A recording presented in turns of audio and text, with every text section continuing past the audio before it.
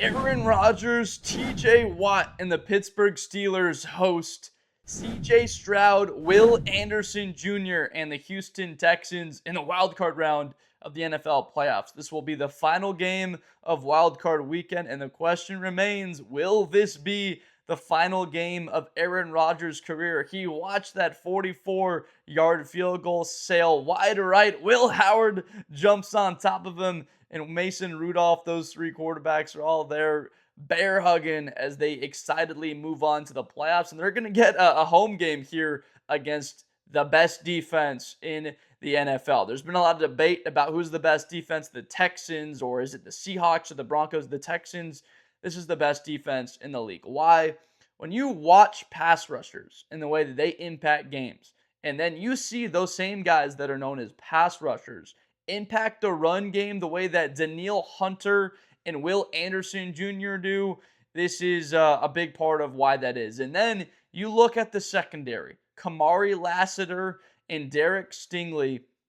I have a hard time coming up with a different team except for the Houston Texans whenever there's a conversation about who the best defense in football is. That's why they have a great shot to win 3 games on the road to get themselves to the Super Bowl. I mean, heck, CJ Stroud has won a playoff game in each of his first 2 seasons. Why can't he win another one? And they're favorites on the road at Aaron Rodgers. It's a really interesting matchup because you've got the savvy veteran in Aaron Rodgers and a veteran-laden defense with a guy in Jalen Ramsey. With all due respect to Jalen Ramsey, got a little bit cooked in that game, toasted in coverage, and yet they're still able to have those big plays in the fourth quarter. That was probably the most entertaining fourth quarter of the entire season, especially with the stakes. Winner take all, winner goes to the playoffs, loser is missing the postseason, and then John Harbaugh gets fired from that loss. It's just amazing to think of what could have been for the Ravens if they just made that kick, if Tyler Loop just put that kick between the uprights. It's the importance of having a kicker. Chris Boswell's been unbelievable for his Steelers in his career. Kaimi Fairbairn, he's one of the best kickers in the NFL. And there's a likelihood that kicking is key in this one. Now, Pittsburgh is a notorious place where it's very tough to kick. And it was actually noted that on the Boswell missed PAT, they credited as a block. So it wasn't fully on Boswell for missing that one. Again, you got to elevate the ball off the line of scrimmage so that it isn't touched. But that is a key note here. Pittsburgh fans are ready to eviscerate the guy, run him out of town. My goodness, you just think about one kick and how that changes things for a franchise. Maybe it would have been Mike Tomlin that gets axed. So Houston and their path to a win in this game, I feel, is a lot more simpler than the way it is for the Steelers. And stick with me here if you're a Steeler fan in this one. And I think you can respect this because they've got equal talent at certain positions. What I mean by that is the matchup of a wide receiver in Nico Collins that's big stature. He's almost impossible to cover one-on-one the same way that DK Metcalf is. The Texans also have an equated tight end in Dalton Schultz to what Pittsburgh has in Freiermuth. But that's about where the similarities stop from the receiving core standpoint because Jayden Higgins, this guy's coming on as a rookie wide receiver. It has been very fun to see him develop the same way for Pittsburgh fans. It's been watching their run game. Jaylen Warren, he's been terrific this season with the ball in his hands. Kenneth Gainwell, that 1-2 punch is really good. Also, those guys are great catching the ball out of the backfield. But Houston, it's simple. That size and that length from Higgins and from Collins that they possess, it's really tough for Pittsburgh to hold up if Houston can get the ball marched down the field. Because they get it in the red zone with Schultz, with Higgins, and Collins, it's going to be really tough to keep the Texans out of the red zone. And they're going to need TJ Watt to show up in this game. Offensively for the Houston Texans, I'm figuring for them to score around 23, 24 points. It's been known throughout the entire season that Pittsburgh is spending all that money on defense, and they just haven't done a great job in in being an elite unit, in being a true top 5. I wouldn't consider them to be a top 10 unit. And for the Texans, that number in 24, it seems pretty reasonable for them to get there. Takeaways on the defensive side. Now, Aaron Rodgers, in his path to victory, it's quite simple, right? So for Houston, they can get takeaways. They've got Noel returning kicks. He can be explosive, marching the ball down the field methodically, forcing a lot of punts and making it very difficult for Pittsburgh to move the ball because they could put Stingley one-on-one, you would think, with Metcalf. If that doesn't work, all right, you bracket him, put Calen Bullock over the top, and Azeez Al-Shair, he's likely going to be matched up with Freiermuth, and here we go. Step it up. You're going to need someone like Warren or Gainwell or Austin to step up in the receiving game, and Pittsburgh's shown through a lot of times this season that they just don't have that consistent second guy that you love if there's no DK Metcalf. And that almost cost them their season with DK Metcalf being suspended for these 2 games. But this secondary, Kamari Lassiter is the most underrated cornerback in football. It's just a fact. If he wasn't playing with Derek Stingley, he would be the number 1 on about 15 other teams in the league. And that's what you get from the tandem of a great pass rush with good corners, because good corners make a pass rush even better because they're able to hold up in coverage longer, which means you can have another quarter of a second to get to the quarterback, and it goes the other direction with that. If you've got really good pass rushers, if you're a corner, you can cover for just you don't have to cover as long because the pass rush gets there quicker. So they both make each other better. There's that symbiotic relationship between the two where they both thrive. So Aaron Rodgers is going to be under duress from the get-go. And a guy in Lamar Jackson who had success in navigating, moving around, and beating the Texans in a previous playoff matchup 2 years ago, or Mahomes last year in the postseason, those guys can move around. They can go get first downs. 3rd and 9, they can go get it. And Aaron Rodgers, he's historically one of the more clutch guys using his legs to go pick up first downs and to throw on the run. I don't know if there's been anyone better to do it than Rodgers. I mean, his accuracy on the run, throws by the sideline. He doesn't have that anymore. He did have a first down pickup in that last game, but with that Texans pass rush, you've seen a lot of the time he just sort of ducks in, covers, and goes down, and he does not want to get hit. And if I were that age too, which I'm not yet, hope to get there someday, it's understandable that he just doesn't want to take a shot. And Danielle, Hunter, and Anderson, these are different animals. That's a different type of impact when they hit you. So I'm expecting Rodgers to go down something like 4 or 5 times in this game. That offensive line for the Steelers has done a decent job this year. 29 sacks isn't incredible, but again, it's not terrible. The Texans on the season and the sacks that they've given up has been better. They've given up 23 sacks when Stroud's been at quarterback. Again, 31 total on the season. Davis Mills got sacked 8 times in those 6 games. They actually protected Mills a little bit better overall on the year than they did protect Stroud, which is pretty interesting because CJ Stroud's a mobile enough guy. I think he proved that in that semifinal in the Peach Bowl against Georgia in 2022 that, yeah, he can move around. He can go get 30 yards, and then Noah Ruggles misses the kick.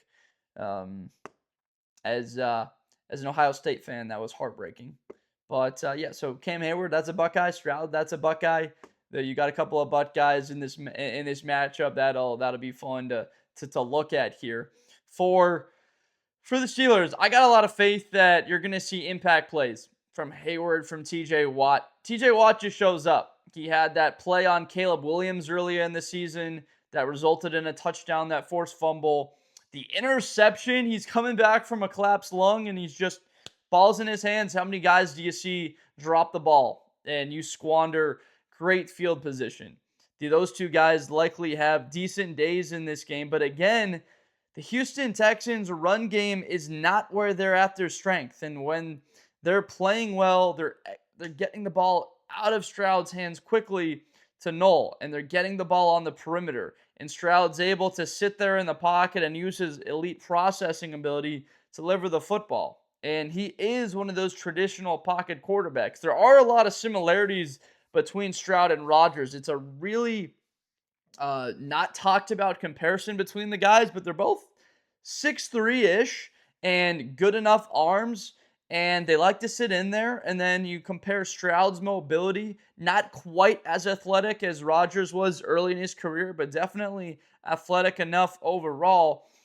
And the the feeling for me in this one is Stroud can throw for around 265 yards. I would say about 2 touchdowns and an interception from him in this game. And there's just the path to victories that I spoke of, that it just feels like there's a lot more in this one. Remember with Miami Fairbairn's range, even this one, even being at Acrisure, like they just got to get the ball to about the 39, the 40-yard line to be in that range. The same way it is for Boswell. Fairbairn, maybe a little bit more range with him. Curious about what they'll do. Let's call it a 4th and 4 from the 39. Are you kicking that field goal, or are you going for it to try and pick up the first down? So the Houston rushing attack, you're going up against a Pittsburgh team that is 13th in the NFL in rushing yards allowed on the season. And then Houston and their attack, the way that they defended against the run. This is the number 4 rushing defense in the league. Only 94 yards a game that they allow. They're terrific on third down. 6th best defense on third down, 7th best defense on fourth down. The one area where they've struggled a little bit this season is where they've given up some points in the red zone. They're only middle of the pack, where they have allowed touchdowns at a 57% rate. If you get into the red zone, that's something that almost cost the game for the Steelers last week, and why it was this crazy surge of momentum for them, because they didn't get that touchdown. They were down 3-10, got the penalty, 2 seconds left. They ran that little toss play left side, and it was blown up. Collinsworth talked about it perfectly. Just didn't feel like they had the numbers over there. And you go into the half with no points. It should have been tied, or at the very worst, it's 6-10. They still winds up winning that game. Unbelievable. It's just a testament to Aaron Rodgers in key moments and how clutch that he can be. Unlike, honestly, that defense. A 4th and 6, they give it up. They give up the touchdown on the drive before that to Baltimore. So certainly it wasn't their defense coming up clutch at the end of it. Whereas Houston this year, that's all they've been. Giving up 17.5 points a game. That's second best in football. Yards a game that they give up, 279. That's also second best. This is a unit that I love, especially with Jalen Petre's another really underrated player. We say that word a lot with the Texans because of the top-end talent with the guys that are mentioned so often with them. You forget about guys like that. Henry To'o, who's been really good wrapping up and tackling guys. Bullock out of USC, got to see him firsthand. I'm a Los Angeles guy, so saw him play with the Trojans. He was the best player on that defense. That was a really bad unit for a couple of years for the Trojans. And then there's players like Rankins, Derek Barnett. That's been great getting after the quarterback. So statistically, this Texans team gets after the quarterback at the same rate that the Steelers do. That's sort of what makes me interested, is can the Steelers produce the type of pass rush that gets to Stroud 4 or 5 times? And they can force 4 punts from those sacks. If they get those sacks, do those turn into punts? Or does that stall out a Texans drive in the red zone and they kick a field goal? Because they've got 48 sacks on the season. That's one more than the Texans have. That's 6th best in the league for Pittsburgh. And they've taken the football away. Plus 12 turnover differential. That's 4th best in the NFL. Why? Because their quarterback, Aaron Rodgers, is the best in the history of the NFL and not turning the ball over. 24 touchdowns, 7 picks, which is like one of the bottom 4 seasons of his career. That's still 3.5 touchdown to INT ratio. That's unbelievable stuff. And you've got a defense that's opportunistic still. And so you see the lack of turnovers that's led them to be plus 12. But then again, Houston plus 17 on the season. The only team better than that, I think, is the Bears that are like plus 21 overall. They've got 19 interceptions on the season. That's the third most in football. So there's a key part of this one in the time of possession. Even though the Texans aren't a top 10 offense overall, they're around middle of the league, like 14-ish. And that's because of the points a game. You only score 24 points a game. I say only because you look at offenses like Buffalo, Jacksonville, the Bears, the Los Angeles Rams. There's some bona fide high-flying offenses in this one that run the ball. They've got really nice balance, get their quarterback under center, and you've got a mobile guy, and that's 13th best in the league. And then yards a game, they're 18th, 327 yards a game, but they maintain time of possession. And what comes from that? It's because their defense forces so many punts, takes the ball away, turns teams away on fourth down, that they maintain possession of the football. They keep the ball for 32 minutes a game. You compare that to the Steelers, who are at about 28-30. They possess the football over 3 minutes a game more than the Pittsburgh Steelers. So certainly something to keep an eye on is the Pittsburgh Steelers defense in the last 25 minutes of this game. Are they starting to get a little bit worn down? Is Watts, is Herbig, is Highsmith, Hayward, Jack Sawyer, are they starting to get a little bit tired if the Texans offense is on the field and those runs that are for 2 or 3 yards become 4 or 5 yards in the second half, and they can start to run the ball for a little bit better and have success and get to third and short? I think at halftime, we're looking at a score that's something along the lines of 13-10, 10-7, a bit of low scoring, and you're going to see it open up a little bit more in the second half because of these very physical natured trench-like teams that really put an emphasis on that. Mike Tomlin's going to run the football. He's going to play defense. Demeco Ryans, a lot of the same. They have the ability to air it out. Their quarterback certainly really talented enough to do that, but the way his style is oriented is around that defense. And it's really interesting to see a young guy in Demeco Ryans, a bona fide top 5 defense, you would imagine, for the next at least 3 years. Same thing with Mike McDonald and the Seattle Seahawks. They're in that conversation, a top 3 unit in the NFL with a newer head coach, and the way that they bring over that defensive nature, and they've just done such an excellent job. That's where it's sort of a rarity. You see a team like the Denver Broncos, and if I'm being fully honest here, which is about all the time, I'm not quite so sure the Denver Broncos unit has as many sacks going forward that they could muster this season. 61 sacks. They were crazy getting after the quarterback this year. I think that sort of number comes down.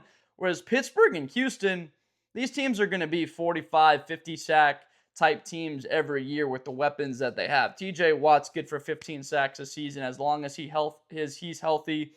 Hunter and Anderson, those guys are always going to be around double digits. Anderson, he's a guy in a couple of years that might be coming after that Myles Garrett record and the way that he develops. Remember, back-to-back SEC Defensive Player of the Year with the Alabama Crimson Tide and Nick Saban.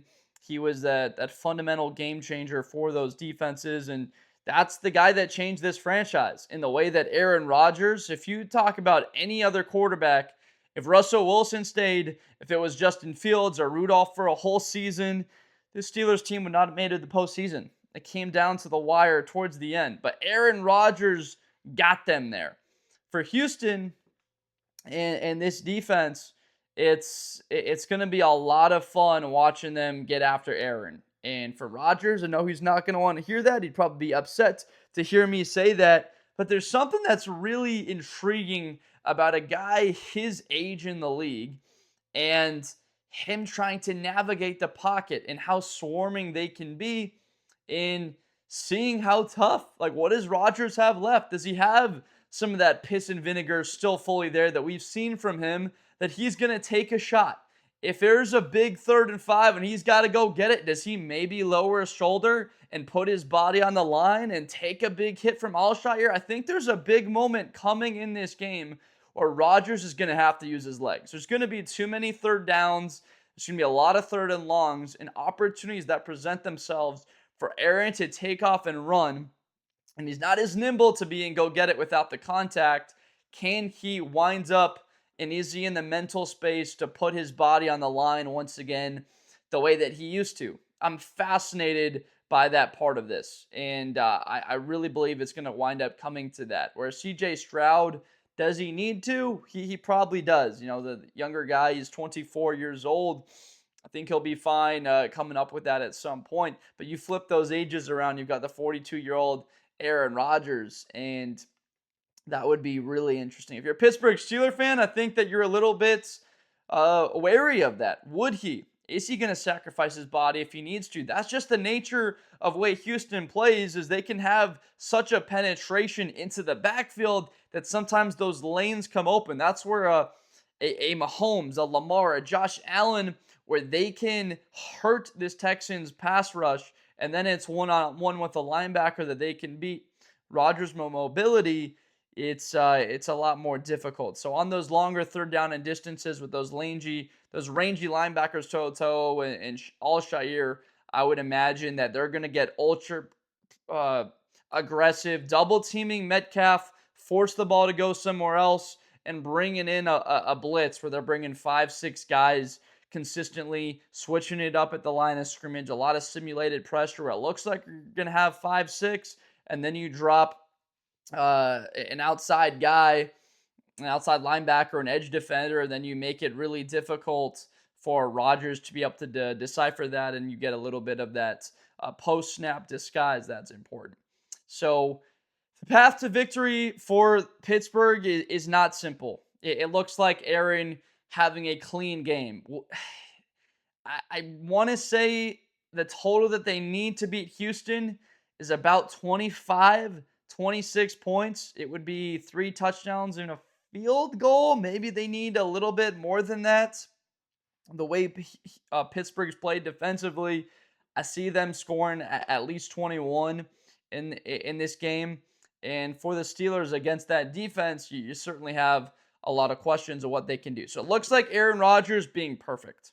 He's got to be perfect against that defense. There's just so little time, so little windows, and then so little amount of talent. All due respect, with high-end ability against that Houston unit. And it sounds like I'm coming up with the impossible.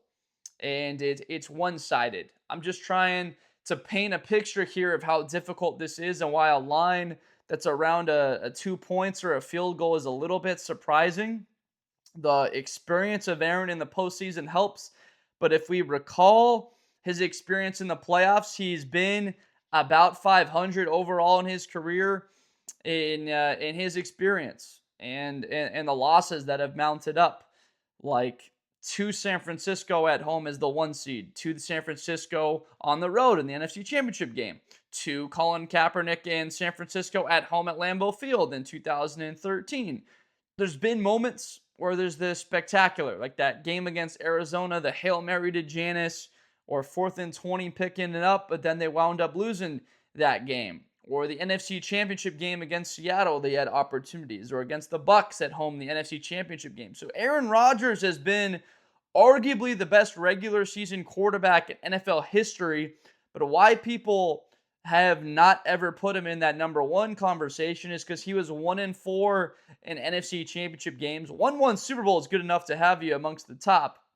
And his QB as TD to INT ratio, it's just been that postseason performance where there's been a lot of winnable games that he hasn't gotten it done. And this is one of the best defenses that he'll have faced. He's gone up against some really talented ones. And unfortunately for him, I believe that this is one of the weakest units that he's had for an offense going into a postseason for guys to get the ball to. Because on a 3rd down and 9, if you just take away Metcalf and he's got to go somewhere else, and that pass rush is there in 2.61 seconds, like, it's going to be dump downs in the flat. That's what this offense has been throughout the year. Heavy check down to the back, trying to get the ball out quickly in space. 65-70% of the passes are less than 5 yards beyond the line of scrimmage, trying to stretch out defenses, and this is one of the few teams in the league where they've got the athletes to simply get out there and run. Even at edge, in those two guys, they can move, and they can get out there and defend and go tackle wide receivers, with the way that they can move. So Freiermuth, if you're down there in the red zone, he's somebody that just has to make a play.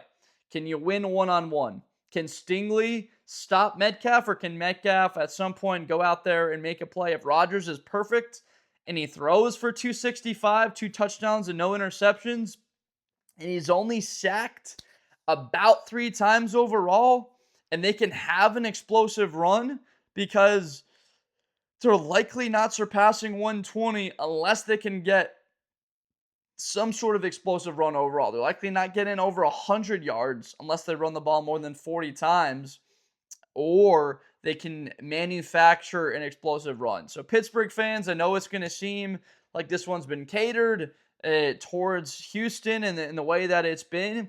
That's just the way that it stacks up. And the path is there. It's on their veteran quarterback. Could this be the last game of his career? I certainly hope it isn't. I'd love to see him play more. At the end of the day, though, I just want to see the best football possible. And the team that has a better shot to win the Super Bowl, I want to see that team move forward so we can just get better and better and better games and wind up crowning the best team from this season that played their best football in the largest moments. And I do believe that will be the Houston Texans. I'm going to take them to win by 8. I think Houston wins this game 21-13. The Steelers' offense for so many parts of this season has been stale. And if you're a Steeler fan, you're probably thinking about fourth quarter, down 3, a Rodgers late possession. You're almost likely hoping for that, for an opportunity for it to be close. Maybe you do get something like that. I'm definitely hoping for a 1-score game late fourth quarter to see some of that magic, and possibly magic from either side. But I'm going to go with Houston. The trust in their defense, in their quarterback and Stroud, and playoff experience the last couple of years. This is a very dangerous team. Keep your eye on Houston throughout this postseason. You play defense like that, you get after the quarterback, you're talented in the secondary. They will be in every game as long as they don't make critical mistakes. Thank you so much for watching. It's going to be sad to not cover one of these two teams again for the rest of the season. Had so much fun talking about Aaron and battling through some of these injuries and going up against his former division in the NFC North. And for Houston and following this team being 3-6 and then running the table, winning their next 9. No team is hotter than them right now. And how few teams have made the playoffs after starting 0-3, and they're the second team ever to achieve that. It's just been unbelievable going through that stretch. Them being so close to being about wrapped with their season, and they have the comeback against the Jaguars, who are the hottest team in football now, and they had that second half comeback from 17 points or something like that to win that game. They've been so much to cover, so that'll be too bad to not cover them again. But in the offseason, we'll be covering both of these two teams heavily, the rest of the league. I talk a lot about college and pro, the intersection. That's where the offseason, sort of those 10 months from the Super Bowl to the NFL, 10 weeks, from the Super Bowl to the NFL draft, tons of coverage, mock drafts, going through each team to sort of look at the needs, and then going through that college. And when we break down those big games throughout the entire season and watching them, so that I can provide a sense of insight to you guys. So I hope that you stick around for a lot of that. If you haven't subscribed already to Blitz with Blender, please do so. It doesn't cost you anything. It's free. It just helps me continue to build this out and make better content so we can put more time and energy to producing better quality stuff that you wind up enjoying, and everybody wins in that scenario. My name's Josh Blender. I've made these NFL videos throughout the whole year. The college games, those have been a lot of fun. The rest of the wildcard games, those are up on the YouTube, as well as the other CFP games. Probably might be watching this one after the Miami Ole Miss game or right before it. Excited for the CFP. The best 5-day stretch of the year, as always, now at the new CFP, the 12-team bracket, and the new NFL 14-team bracket. So you've got 5 days of football, the 2 semifinals, and then 6 games in 3 days with the wild card round of the postseason. That's going to be a lot of fun. Thank you so much for watching. Throughout the year, we're going to break down one of these two teams moving on to their divisional round game next week. I appreciate you so much for watching, and I'll see you next time. Let's get ready for some playoff football. Best player in college football. That Georgia and Ohio State game, New Year's Eve, is going to be a classic. Josh Blunder, hi everybody, I'm Josh Blunder. To the 40, 35, 30, Espinosa to the 20.